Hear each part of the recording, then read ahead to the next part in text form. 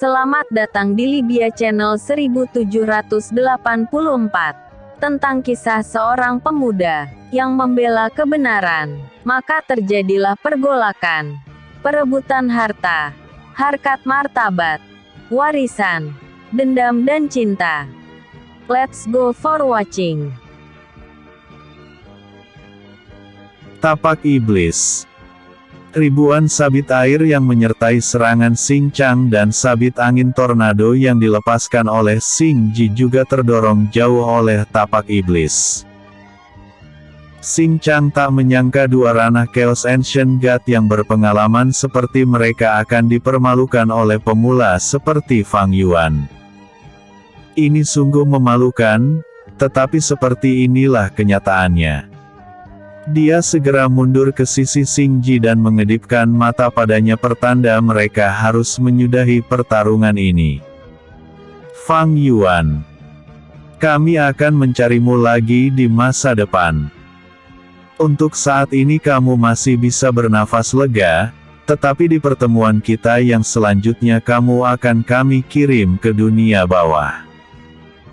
Seru Xing Chang sembari melepaskan niat pedang air ke arah Fang Yuan, begitu juga dengan Xing Ji yang melepaskan niat pedang angin. Mau kabur? Oh, tak semudah itu. Tuan muda ini ingin kalian sekarang menemani Pangeran Xing Cheng Hao menuju dunia bawah. Fang Yuan tahu mereka berniat untuk kabur. Fang Yuan kembali menggunakan gerakan kedua tapak iblis. Tarian kematian menangkis serangan niat pedang mereka. Fang Yuan menghunus pedang matahari dan terbang mengikuti mereka, sedangkan roh bela diri Phoenix telah membuat roh bela diri elang surgawi tampak menyedihkan. Bulu-bulunya rontok dan semua serangannya berhasil dipatahkan oleh roh bela diri Phoenix. Hehehe. Akhirnya aku berhasil membuat tuanku bangga. Roh bela diri Phoenix berkata sombong sembari menginjak roh bela diri elang surgawi yang tergeletak di tanah. Sekarang jadilah kunang-kunang dan kamu tak akan bisa lagi melihat langit lagi karena tuanku akan melenyapkan tuanmu. Ejeknya. Namun, saat roh bela diri Phoenix akan membunuh roh bela diri elang surgawi, tiba-tiba saja Xing Ji menarik kembali roh bela diri elang surgawi ke dantiannya, sehingga roh bela diri Phoenix hanya menginjak tanah kosong saja. Kok hilang gen?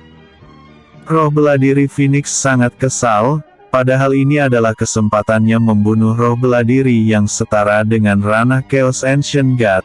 Tetapi di detik-detik terakhir terjadi gangguan tak terduga. Habis sudah. Aku akan dipanggil anak ayam oleh Bos Fang karena gagal menunjukkan kegagahanku sebagai roh bela diri Phoenix terkuat di alam semesta. Gerutunya berkeringat api di wajahnya. Roh bela diri Phoenix melihat dua manusia sedang terbang ke arahnya dan mereka adalah musuh yang dilawan tuannya tadi. Sehingga roh bela diri Phoenix tersenyum cerah karena masih ada kesempatan untuk unjuk gigi di hadapan Fang Yuan. Roh bela diri Phoenix terbang tinggi ke langit dan kemudian mengepakkan sayapnya. Ribuan pedang api melesat ke arah Xing Chang dan Xing Ji. Keduanya terkejut dan berhenti terbang. Apakah roh bela dirimu telah dikalahkan oleh roh bela diri Phoenix itu? Xing Chang merasa Xing Ji tidak pernah memuntahkan darah, yang berarti roh bela dirinya belum dikalahkan. Dia hampir dikalahkan dan aku segera menariknya kembali ke dantianku agar tidak menghambatku. Sahut Xing Ji. Kalau dia membiarkan roh bela dirinya mati oleh roh bela diri Phoenix maka ia akan menyemburkan darah dari mulutnya. Sehingga ia terpaksa berhenti terbang dan itu akan membuat Fang Yuan dapat menyusulnya. Sial! Gerutu Xing Chang panik, karena hampir menyusul mereka. Gunakan lagi roh bela diri elang surgawi sebagai tameng agar kita bisa melewati roh bela diri Phoenix itu. Apa? Xingji menggertakkan giginya dan tak punya pilihan lain selain mengikuti seruan Xing Chang. Kemudian roh bela diri elang surgawi muncul lagi, tetapi kondisinya sangat menyedihkan. Terbang saja ia tak bisa, apalagi membendung serangan roh bela diri Phoenix. Roh bela diri elang surgawi melepaskan angin tornado ke arah roh bela diri Phoenix, tetapi yang muncul hanya sedikit angin yang berputar-putar. Hahaha, itu sih kentut. Ejek roh bela diri Phoenix segera melepaskan pedang api lagi untuk menghambat pergerakan Xing Chang dan Xingji. Episode sebelumnya, Fang Yuan terdesak. Episode berikutnya, tawaran dari Fang Yuan.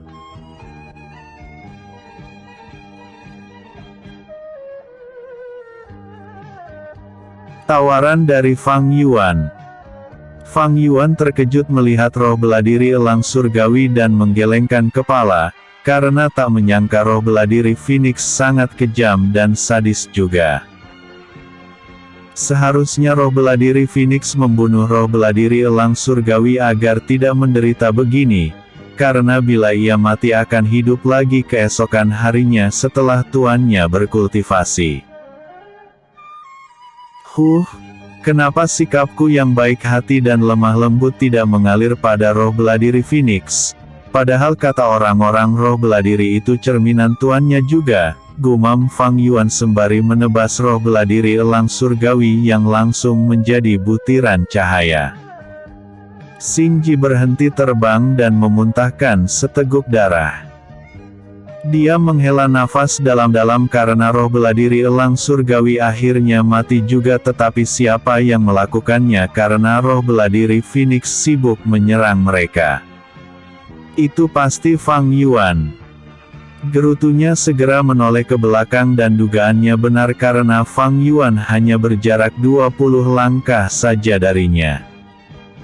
Sepertinya kita harus bertarung hingga titik darah penghabisan, kata Xing Chang yang juga berhenti terbang. Yah, kita tak punya pilihan lain lagi, sahut Xingji tersenyum masam. Seringai tipis terpancar dari sudut bibir Fang Yuan mendengar ucapan pasrah keduanya. Sebenarnya kalian bisa kembali dengan selamat ke Kekaisaran Xing, tetapi ada syaratnya, hehehe. Walaupun mereka sebenarnya tak layak diampuni, tetapi Fang Yuan juga harus memikirkan apa yang akan terjadi di masa depan. Musuh utamanya bukanlah Pangeran Xing Chenghao atau Xiao Wan, tetapi musuh yang paling berbahaya adalah klan Xiao yang bahkan sekte-sekte di benua tengah saja menghindari permusuhan dengan mereka. Bagaimana bila Kekaisaran Xing menjatuhi mereka hukuman mati karena gagal menjaga keselamatan Pangeran Chenghao? Tentu Fang Yuan tidak peduli akan hal itu seperti yang terjadi pada Xing Xin yang tewas karena meracuni kaisar. Betulkah? Xingji sangat senang mendengarnya. Apa yang harus kami lakukan? Apakah membantumu mengalahkan Tuan Xing Hao atau menyerahkan cincin dimensi kami serta pedang kami juga? Xing Chang tergesa-gesa menawarkan hadiah agar Fang Yuan tidak berubah pikiran. Namun, Fang Yuan malah menggelengkan kepala sehingga keduanya mengerutkan kening. Kalau bukan harta atau bantuan mengalahkan Xing Hao, terus apa sebenarnya yang diinginkan olehnya? Kalian cukup menjadi budakku, sahut Fang Yuan. Budak. Mereka terkejut mendengarnya. Ini adalah sebuah penghinaan. Kalau dipaksa melakukan sumpah hati iblis masih mendingan, tetapi menjadi budak sama saja menjadi hewan peliharaan. Tak perlu memasang wajah muram begitu. Kalian tak perlu melakukan apa-apa untuk saat ini dan aku akan menggunakan kekuatan kalian setelah aku mencapai ranah Absolute God. Fang Yuan mencoba meyakinkan mereka. Kalau kalian menolak maka kalian akan mati dan menjadi budak juga mungkin akan mati juga karena aku memiliki musuh yang mengerikan. Namun, setidaknya kalian masih bisa kembali ke rumah dan bercengkrama dengan anak-anak kalian serta mempersiapkan masa depan untuk mereka sebelum kalian mati. Tidak seperti kaisar yang mati justru membuat anak-anaknya saling bertarung berebut tahta. Xing Chang dan Xing Ji saling berpandangan serta berkomunikasi melalui telepati membahas tawaran yang dibuat oleh Fang Yuan. Bos Fang bakar saja mereka, sampah seperti mereka tak layak dibiarkan hidup. Roh bela diri Phoenix sangat kesal pada Xing Chang dan Xing Jin yang malah ragu-ragu menerima kebaikan tuannya. Fang Yuan menjentikkan jarinya, sehingga roh bela diri Phoenix dipaksa kembali ke dalam dantiannya. Baiklah, kami bersedia menjadi budak Tuan Muda Fang. Xing Ji bersujud di hadapan Fang Yuan, begitu juga dengan Xing Chang. Hehehe. Bagus-bagus. Kalian membuat keputusan yang cerdas. Sahut Fang Yuan segera menggunakan teknik cuci otak pada mereka. Kini Fang Yuan telah memiliki 3 budak, Xing Xin, Xing Chang dan Lu Taiba, sementara Xing Xin dan Xia Seng telah tewas saat menjalankan misi. Membantu siluman Moong. Fang Yuan tidak membaca isi pikiran Xing Chang maupun Xing Ji setelah keduanya menjadi budaknya, karena ia merasa itu hanya membuang-buang waktu saja dan juga ia tak peduli dengan masa lalu mereka. Sekarang mari kita membantu senior Moong. Aku takut pria sepuh itu mengalahkannya dan bila itu yang terjadi maka kita akan menjadi daging cincang.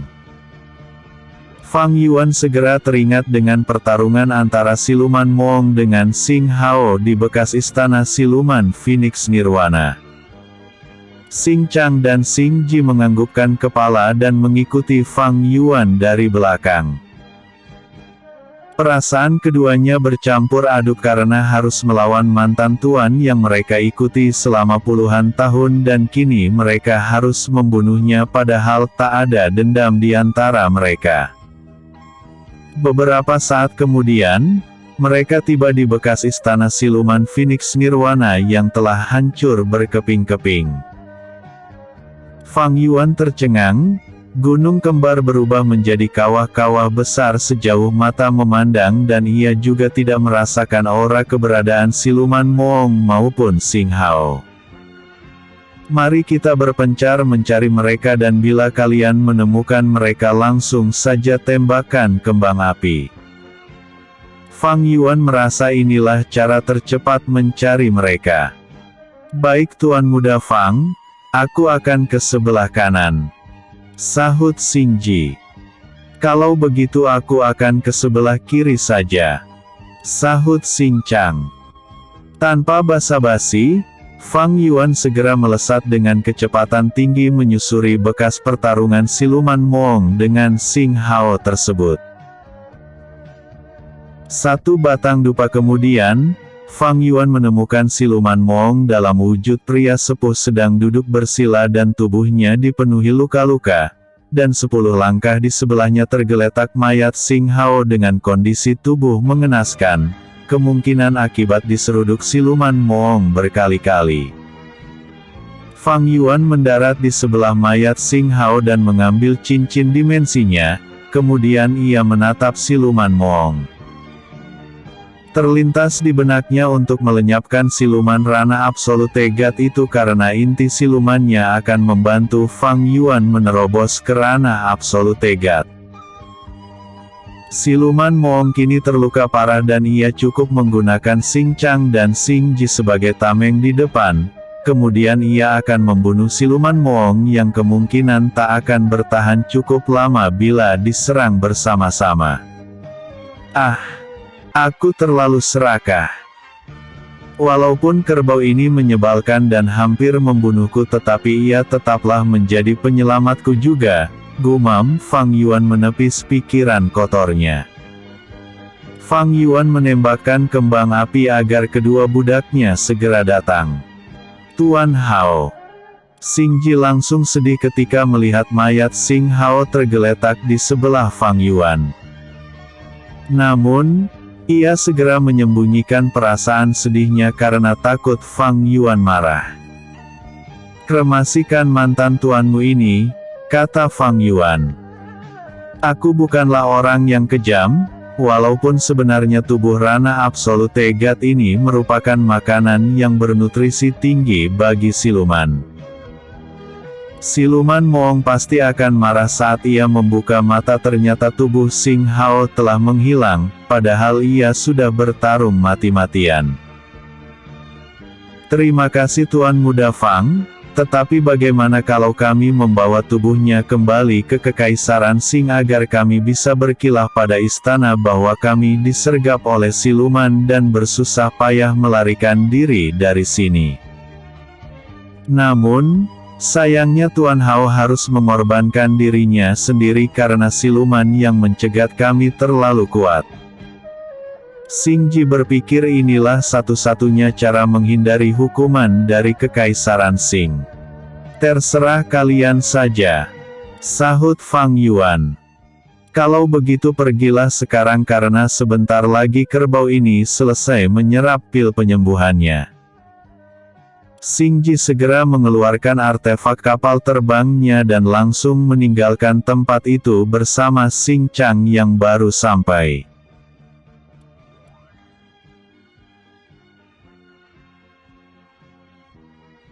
Kembali ke Sekte Pedang Bintang.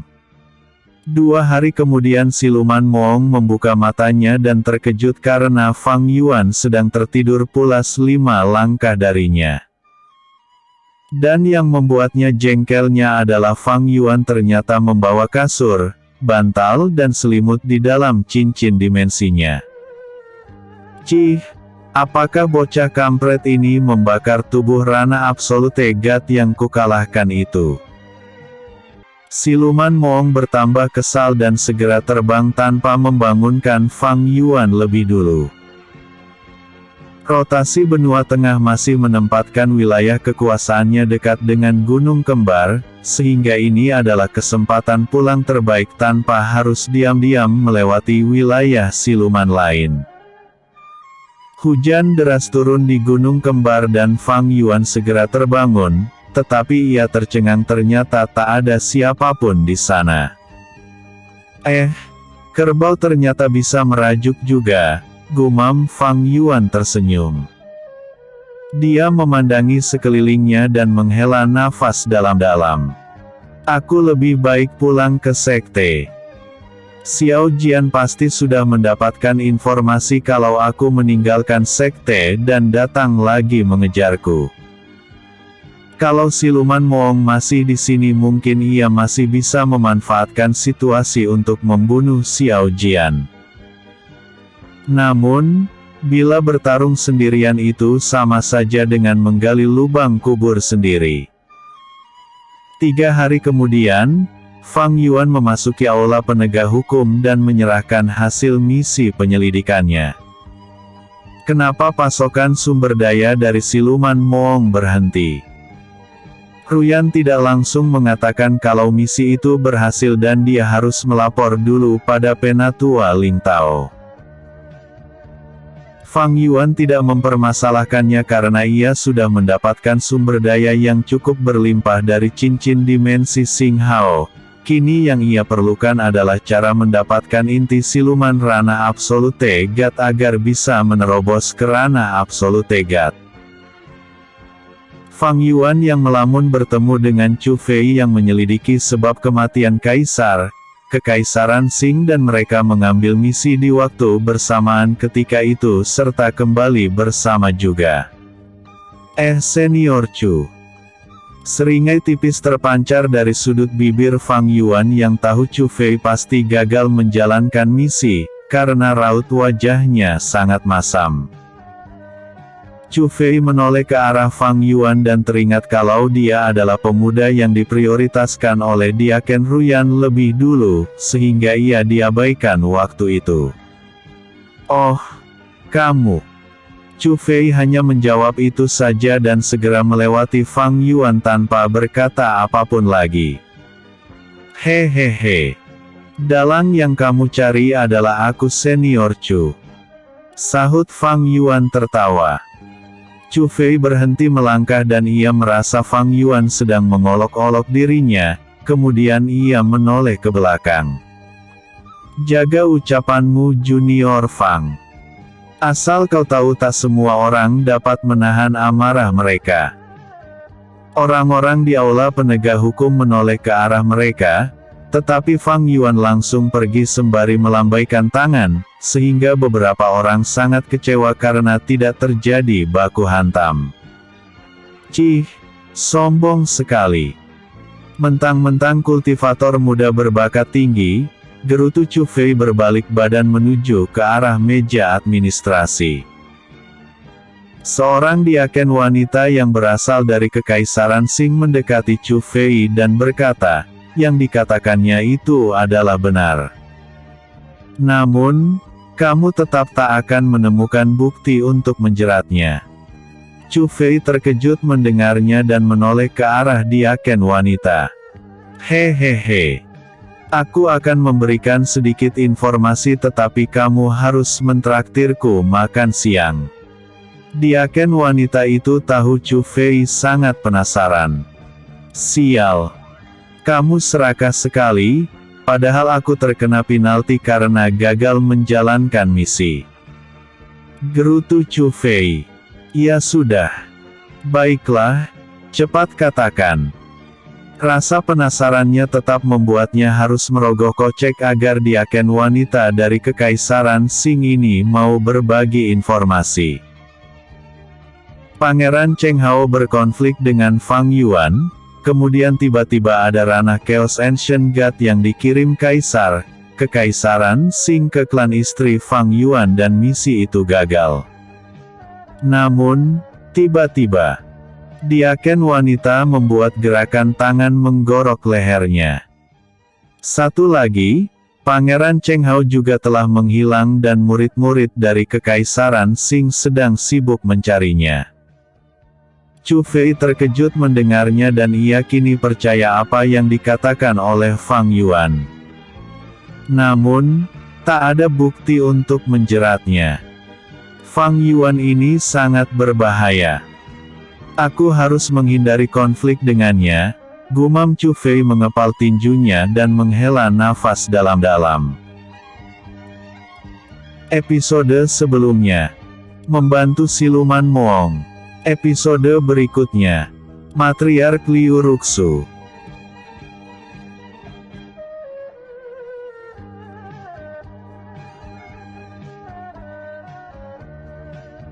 Matriark Liu Ruxu.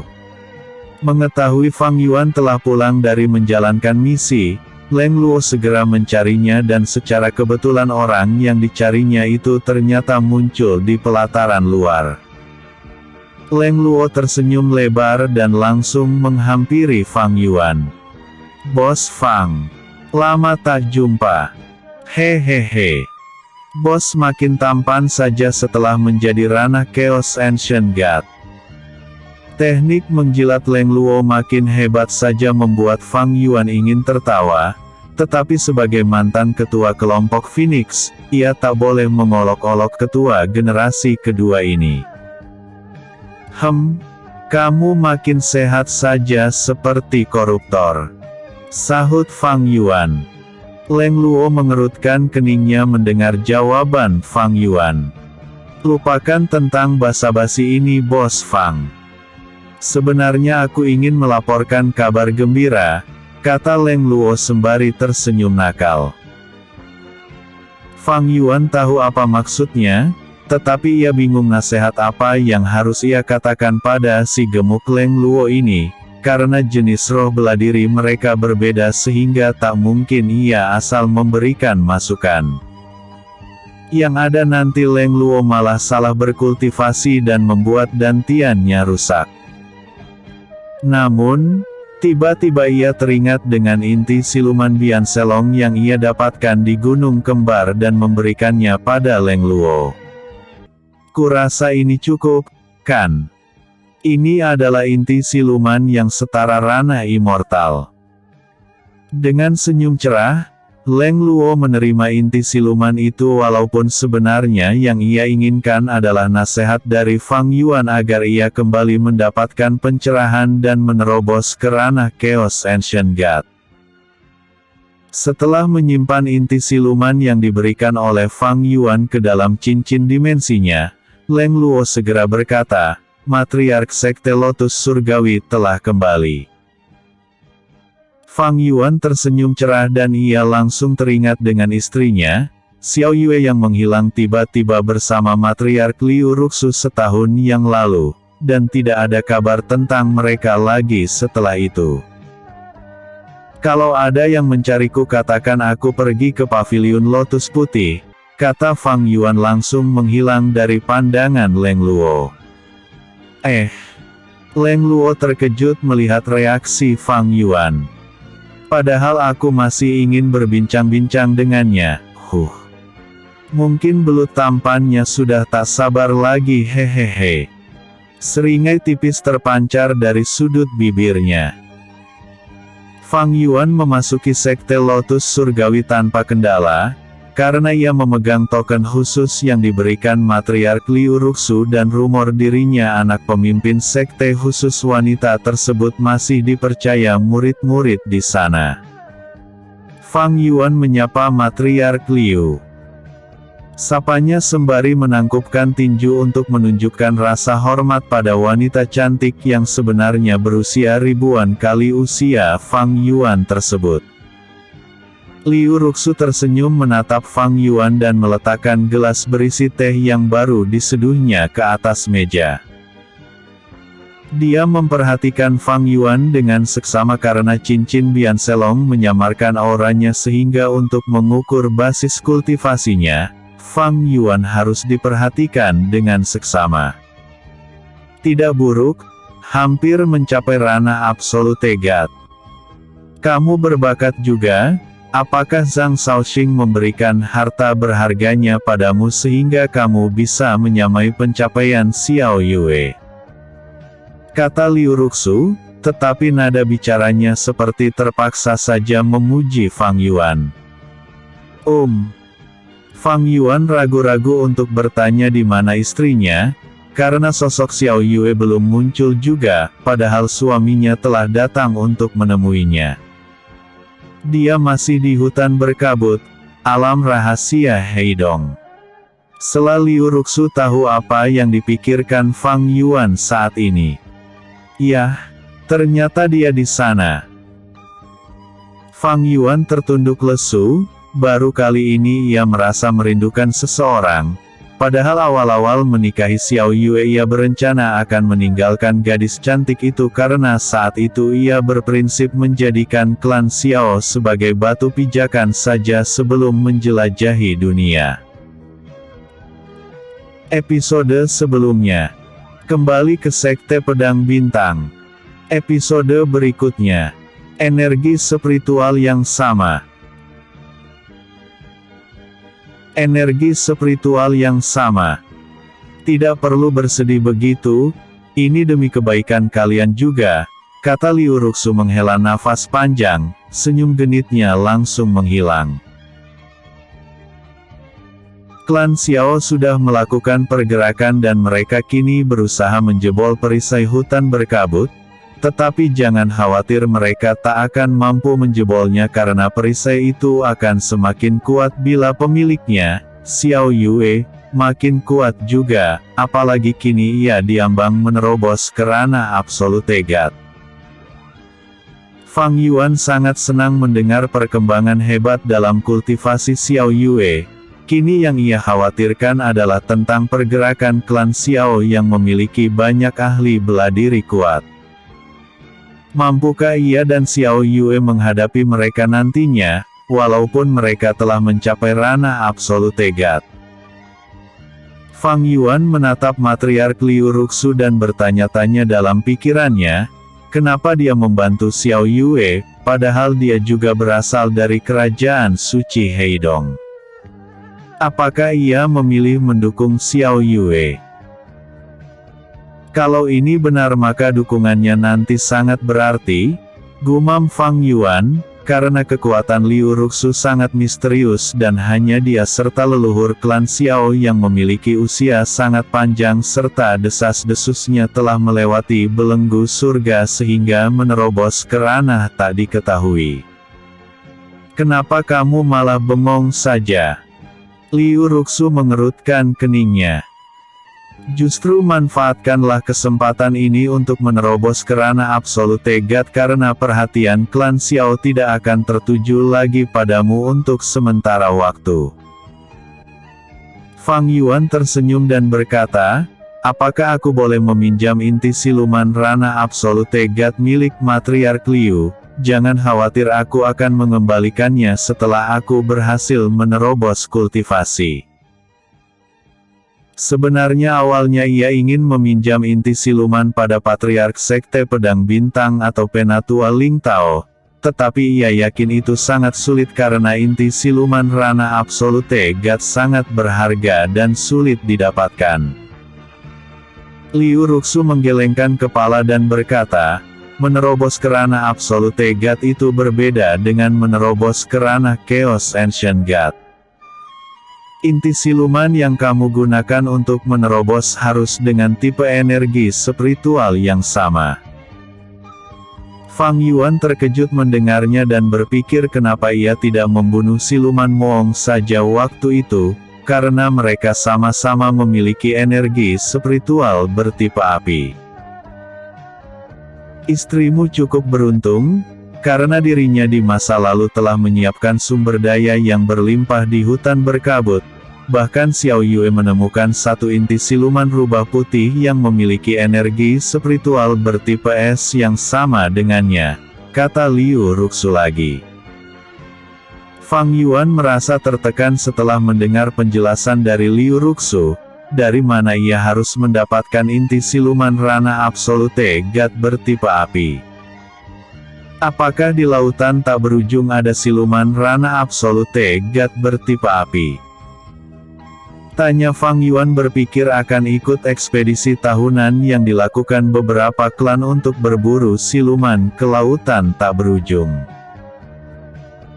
Mereka lebih memilih ke sana ketimbang berburu di benua tengah ini, karena di lautan tak berujung para siluman di sana kebanyakan tak bisa terbang sebab mereka siluman yang hidup di laut, sehingga para kultivator bisa berlindung di artefak kapal terbang.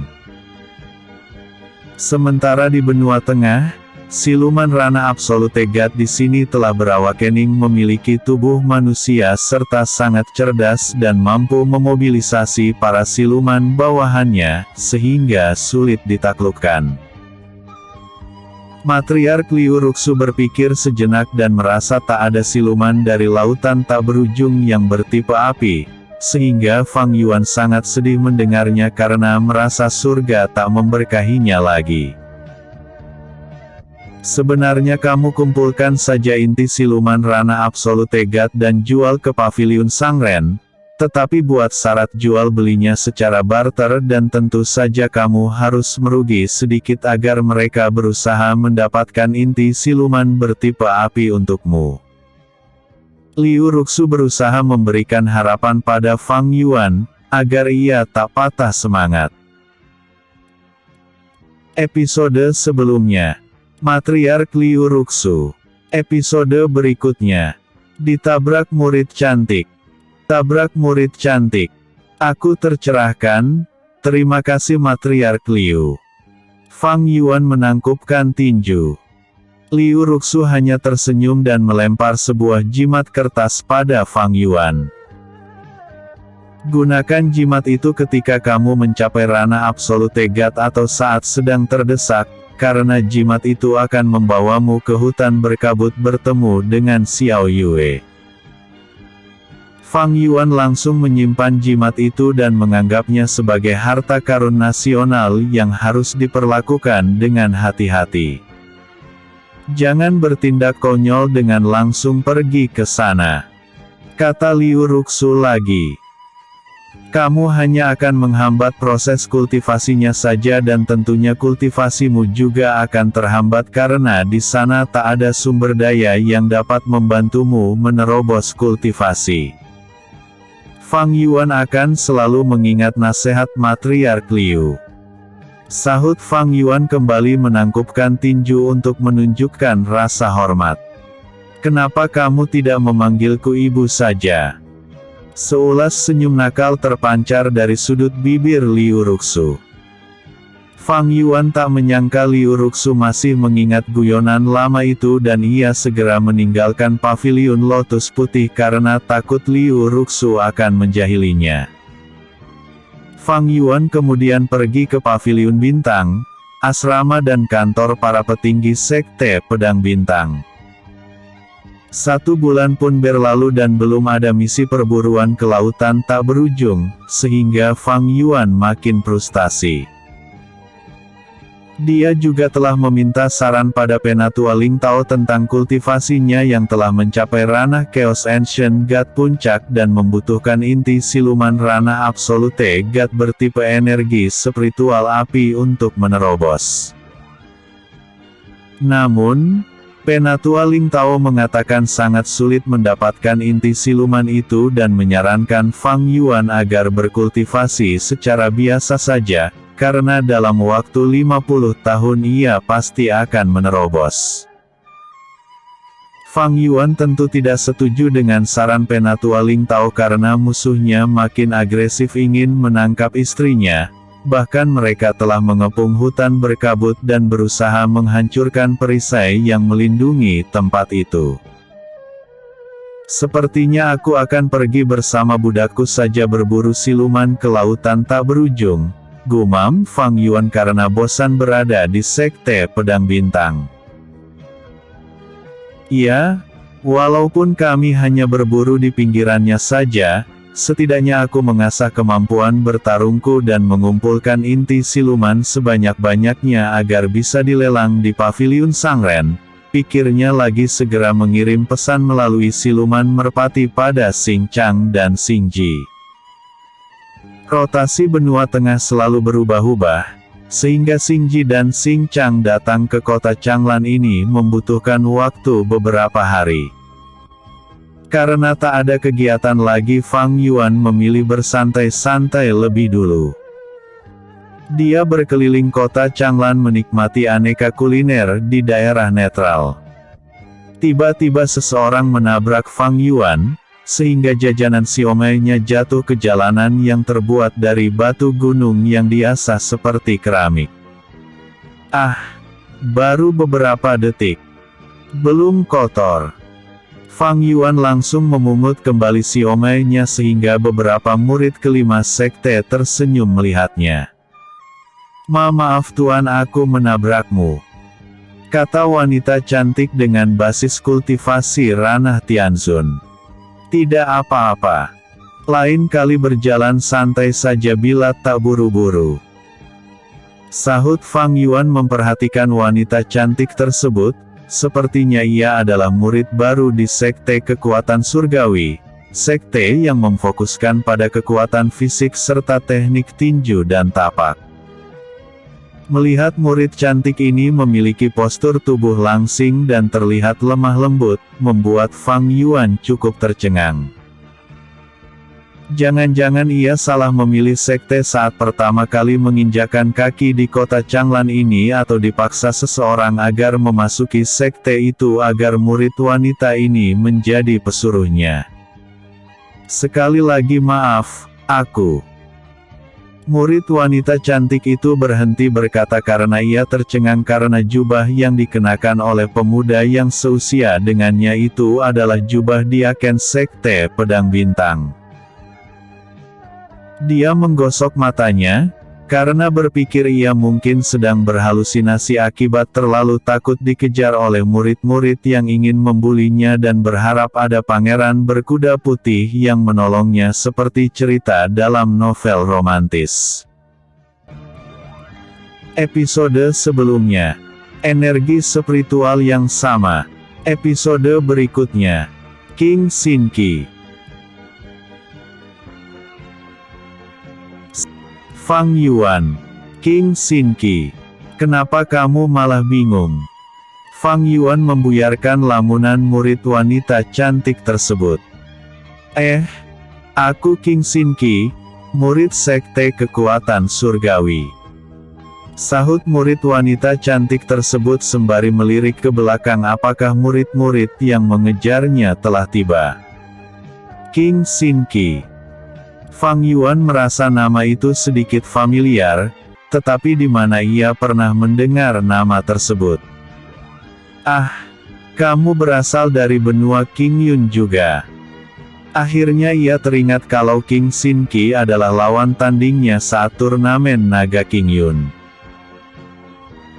Namun, King Sin Ki telah melesat dengan kecepatan tinggi dan tidak mendengar apa yang dikatakan oleh Fang Yuan karena tiba-tiba muncul 5 murid dengan tubuh berotot dan 1 wanita yang juga memiliki lengan yang sangat besar. Ini bisa disebut dengan wanita perkasa, karena ia terlihat cukup kuat. Karena penasaran apa yang terjadi, Fang Yuan memutuskan mengikuti mereka. Dia terbang dengan menjaga jarak 20 langkah dari mereka dan mereka tidak menyadari keberadaannya karena Fang Yuan karena pengaruh cincin Bian Selong yang menyamarkan auranya. Sial. Kenapa aku tidak meminta bantuan Diaken muda tadi saja? Padahal ia tampak lebih baik dari murid-murid senior di sekte kekuatan surgawi. Gerutu King Sin Ki menggertakkan bibirnya. Setengah tahun yang lalu, Diaken pelataran luar sekte kekuatan surgawi datang ke Akademi Kekaisaran Qing dan membantunya menerobos ke ranah Tianzun. Sebagai ungkapan terima kasih telah dibantu menerobos kultivasi oleh Diaken tersebut, King Sin Ki dengan sukarela mau menjadi murid sekte kekuatan surgawi. Walaupun sebenarnya ia adalah pengguna pedang yang tidak cocok dengan sekte tersebut. King Sin Ki kemudian dibawa ke kota Changlan dan Diaken pelataran luar yang membawanya kemudian menyerahkan dirinya dalam pengawasan senior di sekte kekuatan surgawi tersebut. Sejak saat itulah hari-hari kelamnya dimulai. Dia tidak pernah berlatih dan hanya disuruh-suruh saja seperti pembantu. Mungkin mereka tidak suka dengannya karena ia tidak memiliki fisik yang kuat seperti mereka. Kalau tak ada aturan ketat tidak boleh menyentuh murid wanita di kota Changlan ini maka King Sin Ki mungkin sudah digilir oleh senior laki-lakinya yang sering menyuruhnya membersihkan kamar mereka, mencuci pakaian serta memasak dan menuangkan arak ke gelas ketika mereka sedang berkumpul. Setelah 6 bulan berlalu, King Sin Ki sudah tak tahan lagi dan memutuskan melarikan diri dari kelompok senior yang menindasnya itu. Kemudian ia hendak pergi ke kelompok Phoenix yang kabarnya menampung siapa saja di kelompok mereka tanpa membeda-bedakan kekuatan murid-murid sekte. Tetapi ia tidak tahu di mana mencari kelompok Phoenix tersebut, karena murid sekte kekuatan surgawi yang memberitahunya tentang informasi itu hanya mengatakan kalau mereka ada di bagian selatan pelataran luar. Namun, saat ia pergi ke sana, ia malah dihadang oleh senior yang menindasnya. Apakah aku akan menjadi pesuruh saja seumur hidupku? Atau aku mengirim pesan pada kakek agar ia menjemputku ke sini? Gumam King Sin Ki yang telah dikepung oleh ke-6 murid senior yang mengejarnya. Mereka dapat menyusulnya dengan mudah karena basis kultivasi mereka adalah ranah Sein, setingkat lebih tinggi dari ranah Tianzun, basis kultivasi King Sin Ki. Hahaha. Adik cantik, Ayo kita pulang. Babang tampan butuh dikerok karena aku masuk angin akibat begadang tadi malam. Goda murid laki-laki sekte kekuatan surgawi yang membuat wajah King Sin Ki mengkerut masam. Jangan begitu bro, dia harus mandi bareng denganku karena tanganku tak sampai untuk menggosok punggungku hehehe. Senyum nakal terpancar dari murid laki-laki lainnya. Episode sebelumnya, ditabrak murid cantik. Episode berikutnya, kemunculan roh beladiri Phoenix. Comments.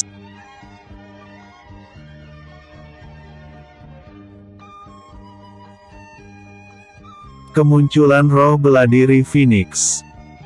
King Sin Ki menghunus pedangnya, tetapi para seniornya malah makin tertawa mengejeknya dan murid-murid dari sekte lain pun berkumpul melihat keributan itu.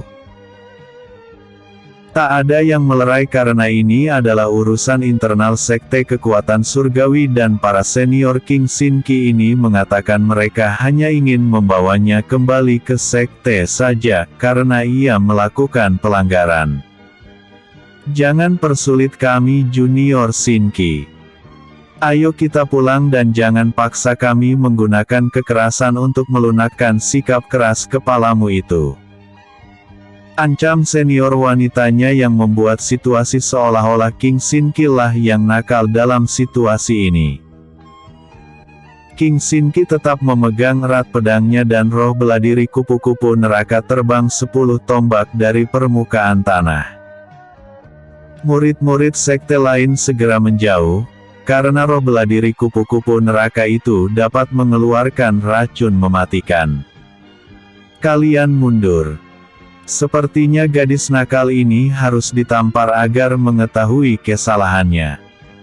Seru murid pria kekar bak binaragawan dan dia hanya mengenakan celana saja agar tubuh kekarnya bisa dilihat oleh orang lain. Roh beladiri King Kong emas setinggi 10 tombak muncul di depannya dan roh beladiri itu tampak sangat kuat sekali. Kek. Roh beladiri King Kong emas meninju dadanya, menggertak roh beladiri kupu-kupu neraka yang tampak ketakutan karena lawan lebih kuat darinya. Namun, tiba-tiba muncul roh beladiri Phoenix yang besarnya 10 kali roh beladiri King Kong emas dan ia langsung mematuk roh beladiri King Kong emas seperti sedang memakan mangsa saja. Semua orang terkejut melihatnya dan murid pria kekar itu memuntahkan seteguk darah karena koneksinya dengan roh beladirinya terputus. Roh beladiri yang setara ranah Chaos Ancient God. Apakah ada diaken yang sedang mengawasi kita? Bagaimana ini? Apa yang harus kita lakukan?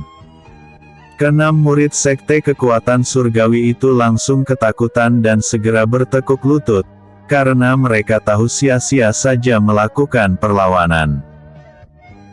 Roh beladiri Phoenix segera menghilang dan tidak ada diaken yang muncul, sehingga murid-murid yang menonton kejadian itu bertanya-tanya siapa yang menolong King Sin Ki.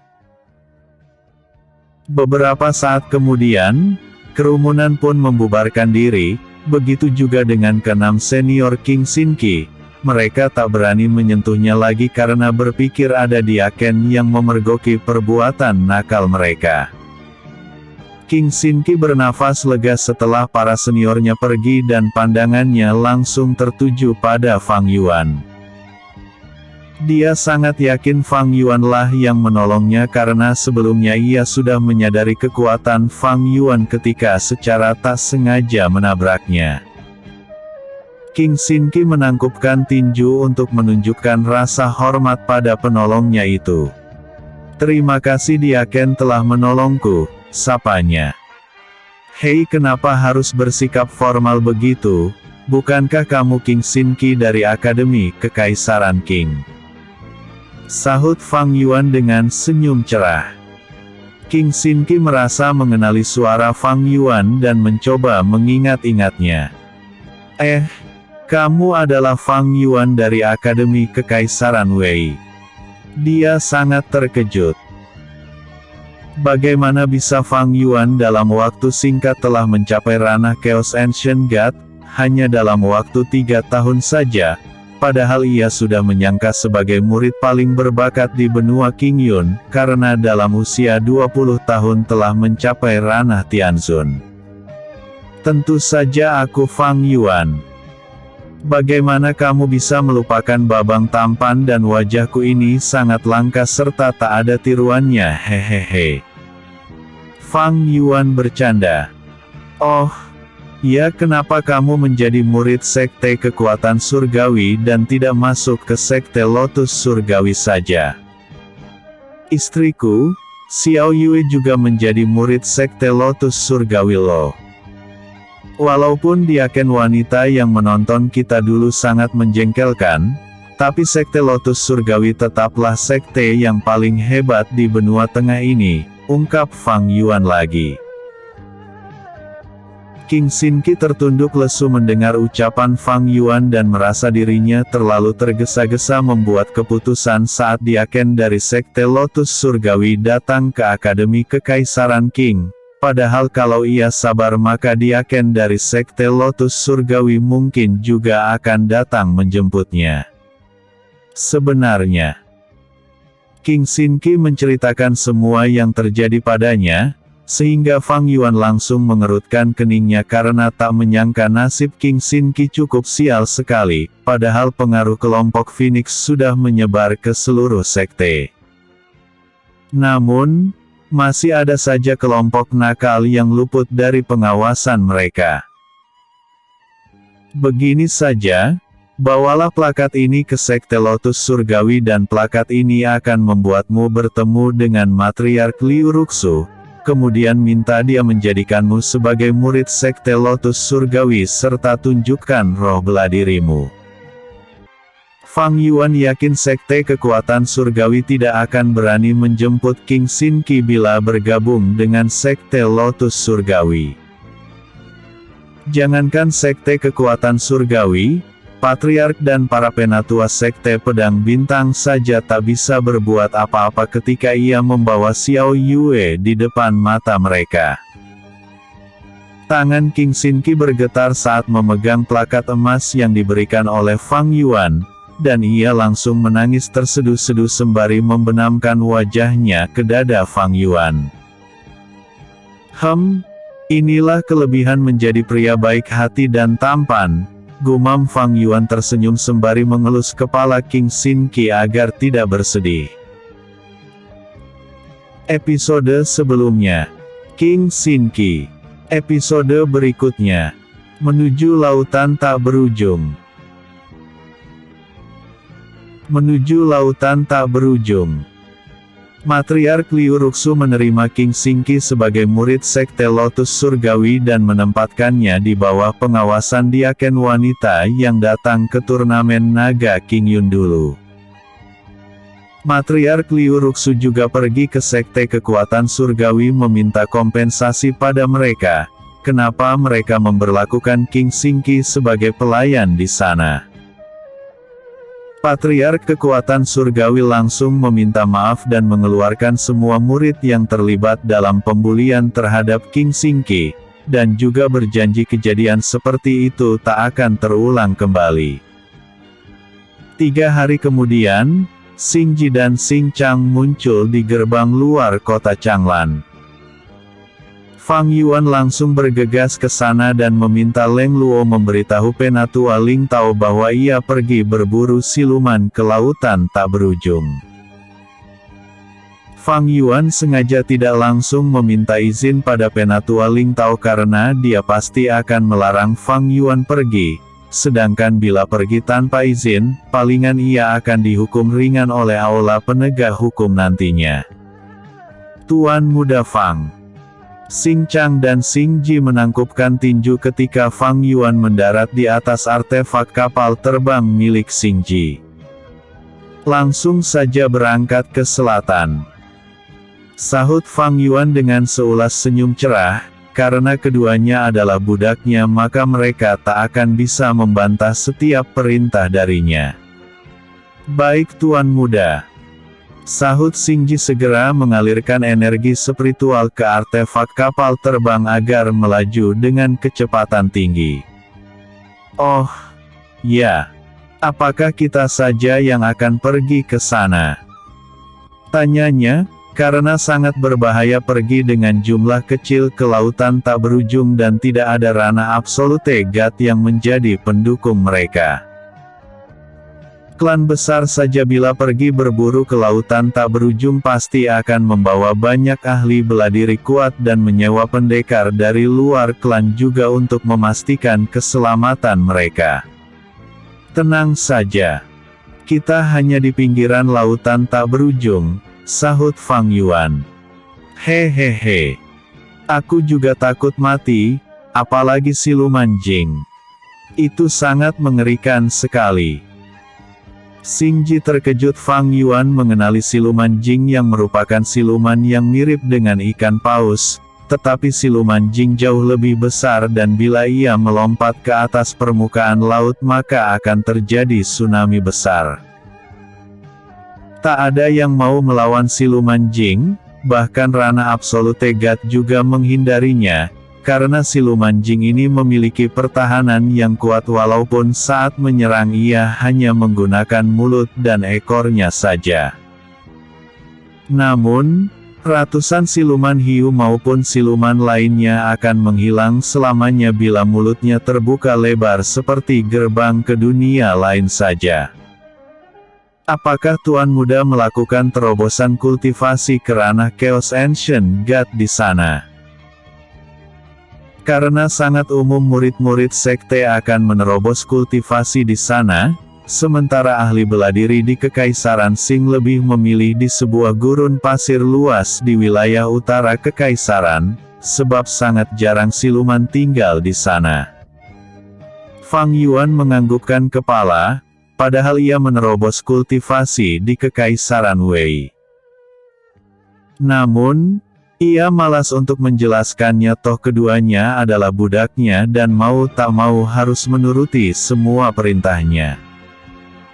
Xingji menerbangkan artefak kapal terbang di atas awan untuk menghindari masalah dengan penguasa siluman di benua tengah ini. Sebulan kemudian, mereka akhirnya tiba di lautan tak berujung dan tidak mengalami masalah apapun selama di perjalanan. Ombak ganas lautan tak berujung membuat bulu kuduk Xingji maupun Xing Chang berdiri, sangat kontras dengan lautan tenang di sebelah mereka. Apa kita benar-benar akan berburu di sana Tuan Muda Fang? Xing Chang ketakutan. Tenang saja, kita hanya di pinggirannya saja, sahut Fang Yuan. Namun, tiba-tiba puluhan siluman Feiyu muncul dari balik ombak setinggi pohon kelapa, sehingga Xingji dan Xing Chang terkejut melihat siluman ikan yang memiliki sayap dan moncong panjang seperti gergaji tersebut. Catatan, hari update 1 bab saja, di sebelah rumah ada nikahan dan musiknya jedak-jeduk membuat Babang tampan sulit konsentrasi. Pengen ku tendang saja mempelai prianya dan duduk di sebelah pengantin wanita. Namun, Babang tampan takut viral. Episode sebelumnya. Kemunculan roh bela diri Phoenix. Episode berikutnya. Gerombolan siluman Feiyu.